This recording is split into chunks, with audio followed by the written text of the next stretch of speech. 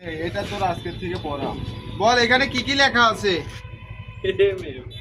এখানে ওটা M M না, এখানে উল্টা করে ধরতে হবে প্রথম ডাব্লিউ ডাব্লিউ। আবার এখানে সোজা করলে এম তে মারুফ আর এম তে মারুফা। বল এখানে কি লেখা আছে? ডাব্লু মারুফ মারুফা। এটা ডাব্লু ডাব্লু ভুল করিস কেন? এই উঠানা এটা মারুফ মারুফা। হ্যাঁ, আবার উল্টা করে ধর। বল এখানে কি লেখা আছে? বল মারুফ মারুফা। এই এটা উল্টা করে ধরলে পরে ডাব্লু ডাব্লু হয় না? এইটা হচ্ছে সিদ্ধি। মারুফ মারুফা ডাবল এম। এবার বল কি লেখা আছে এটা?